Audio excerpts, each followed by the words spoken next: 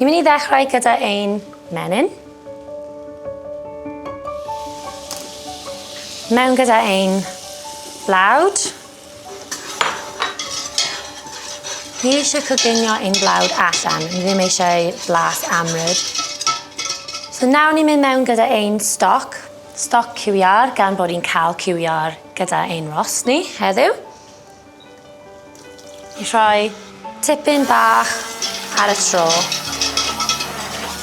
Saws caws, saws bechamel, maen nhw gyd yn dechrau'r un ffordd. Menyn a blawd, wedyn rhyw fath o hylif, llaeth, stoc.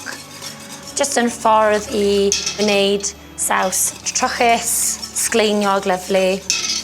Mae mam yn hoffi defnyddio blawd corn ar ddiwedd y grefi gyda gyd o'r sudd o'r cig.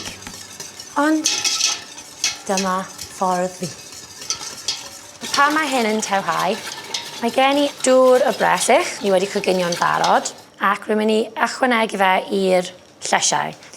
Jyst digon o ddŵr i wneud yn hawdd i blitsio.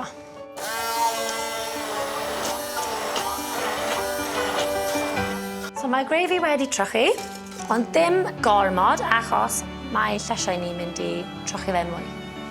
So mae'n o rheswm ni'n galw hyn grefi gwyrdd. Achos mae'n mynd yn gwyrdd, wrth gwrs, gyda'r llysiau. Grefi brownin, yn y rysait yma, mae rhaid i chi roi mewn, achos bydd y plant, bydd y pobl ffyslyd yn y teulu yn gwybod os ydych chi ddim. Gallech chi pob amser ychwanegu mwy, peidiwch â rhoi gormod achos bydd yn di a bydd ddim yn edrych yn iawn.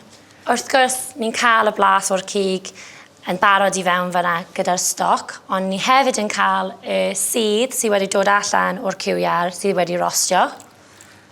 So mae'r grefi yn mynd yn fwy trwchus pan mae'n sefyll, felly cadw rhywfaint o ddŵr bresych neu stoc a ychwanegu yn dibynnu ar faint mor trwchus sy'n hoffi eich grefi chi. A dyna ni. Grefi gwyrdd, hyfryd, sy'n mynd i helpu chi cael loads o llysiau.